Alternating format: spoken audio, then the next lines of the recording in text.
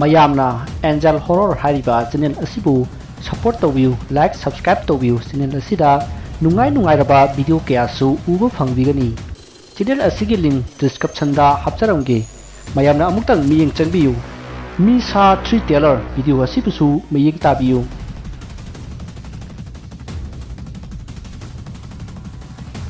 ngasi di wari asi yamna tengadori mathangi asiba thawai gi mami part 5 thagat charakdage maduda khara sanghanna ba hona charakke haibo wafam asi masigi wari asida haijari ngasi mayam gi mafam da pujarakliba atenba wari asigi maming Athengba Ahing wari asi hawrakpada liliana magi phaglangda karigumba ama khelambadagi mami ama tariba adu anguba phaglang aduga manaba machu ama taisinbagi thabak tawri masida natana atopa machu singsu taiduna yengbada phajanaba sem sari mahana asumna phaglangda turi amana machu sing tairingeda mana machu taibagi khonjaladu mahana phaglangda turi aduna thengdrabasu khotrabasu taraklami tariba khonjaladu magi phamungi lukhumda yaliba photo adomdagi tarakli photo adasu yamna kuiraba manba trend tunnel amagi photo ni liliana mahakna tariba khonjaladu photo leiriba adomdagi tarakpanina mahakna hogalaklaga photo aduda munna ngaiha yengi aduga photo adu tapna lautharaklaga photo adugi maningda kaidorabano haina yengi adubu kaisu taramde adubu yamna pikna machet amadi kairami masidagi mahakna photo adu magi phamungi mathakta thamlaga phaglang aduda machu teisenge haina sangchillubada khanghaudana kok launa thilai kina tawkhibana kok lawba khonjal adu tabada lilia khangduna chongthorai masidagi amuk hanna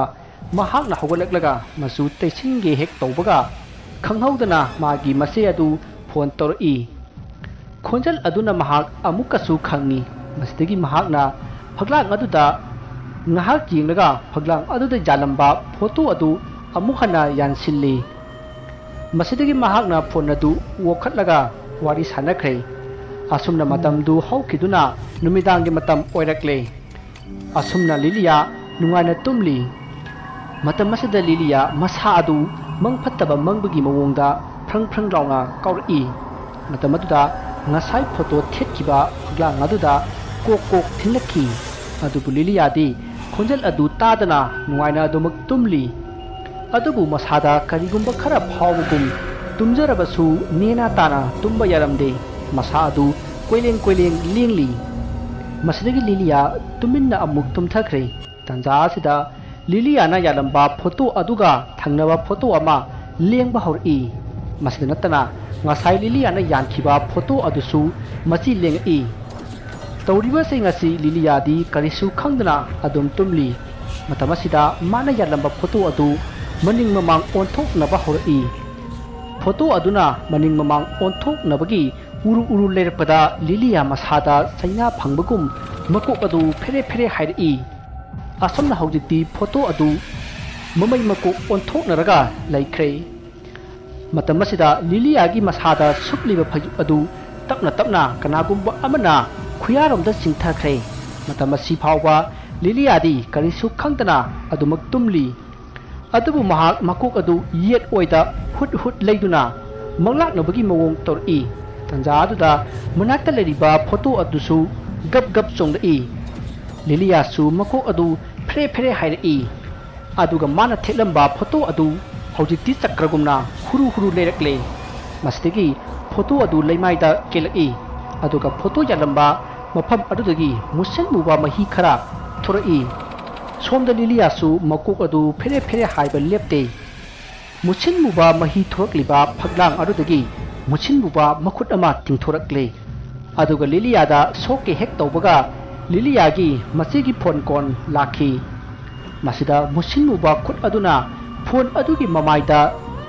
tariba liliyagi masigi photo adu yengbada yamna kiningai oiba satam amada onthokre asumna phone adusu yahan khijai masidagi liliyadu tapna paikhalai asuna liliya phanayam wana paikhalakle ꯐꯛꯂꯥꯡꯗꯅ ꯑꯃꯨꯕ ꯈꯨꯠ ꯑꯃꯅ ꯖꯒꯣꯏ ꯁꯥꯕꯒꯨꯝ ꯇꯧꯔꯤ ꯃꯇꯝ ꯑꯁꯤ ꯐꯥꯎꯕ ꯂꯤꯂꯤꯌꯥꯗꯤ ꯀꯔꯤꯁꯨ ꯈꯪꯗꯅ ꯅꯤꯡꯉꯥꯏꯗꯅ ꯑꯗꯨꯝ ꯇꯨꯝꯂꯤ ꯃꯁꯤꯗꯒꯤ ꯂꯤꯂꯤꯌꯥꯅ ꯃꯍꯥꯛ ꯃꯁꯥꯒꯤ ꯃꯈꯨꯠ ꯑꯗꯨ ꯇꯞꯅ ꯇꯞꯅ ꯑꯁꯨꯝ ꯀꯣꯟꯁꯤꯜꯂꯛꯂꯒ ꯃꯀꯣꯛ ꯑꯗꯨꯗ ꯄꯥꯏꯔꯛꯂꯤ ꯃꯁꯤꯗꯒꯤ ꯐꯛꯂꯥꯡꯗꯒꯤ ꯇꯤꯡꯊꯣꯔꯛꯂꯤꯕ ꯃꯨꯁꯤꯟ ꯃꯨꯕ ꯃꯈꯨꯠ ꯑꯗꯨꯅ ꯈꯨꯠ ꯂꯥꯎꯅ ꯂꯩꯕꯗ ꯂꯤꯂꯤꯌꯥꯁꯨ ꯃꯁꯥꯒꯤ ꯃꯉꯛ ꯑꯗꯨ ꯂꯩꯊꯠꯆꯗꯨꯅ ꯁꯤꯖꯔꯦ ꯃꯤꯁꯤ ꯑꯗꯨꯁꯨ ꯌꯥꯝꯅ ꯀꯤꯅꯤꯡꯉꯥꯏ ꯑꯣꯏꯕ ꯃꯑꯣꯡꯗ ꯁꯤꯈꯤ ꯃꯁꯤꯗꯒꯤ ꯐꯛꯂꯥꯡꯗꯒꯤ ꯇꯤꯡꯊꯣꯛꯂꯝꯕ ꯃꯈꯨꯠ ꯑꯗꯨꯁꯨ ꯇꯞꯅ ꯇꯞꯅ ꯑꯃꯨꯛ ꯐꯛꯂꯥꯡꯂꯣꯝꯗ ꯆꯤꯡꯁꯤꯟꯈꯤ ꯋꯥꯔꯤ ꯑꯁꯤ ꯃꯇꯥꯡ ꯑꯁꯤꯗ ꯂꯣꯏꯖꯔꯦ ꯋꯥꯔꯤ ꯑꯁꯤꯗ ꯁꯣꯏꯈꯤꯕ ꯂꯥꯟꯈꯤꯕ ꯀꯌꯥ ꯌꯥꯎꯔꯕꯁꯨ ꯇꯥꯕꯤꯔꯤꯕꯁꯤꯡꯅ ꯄꯨꯛꯆꯦꯜ ꯆꯥꯎꯅ ꯉꯥꯛꯄꯤꯒꯅꯤ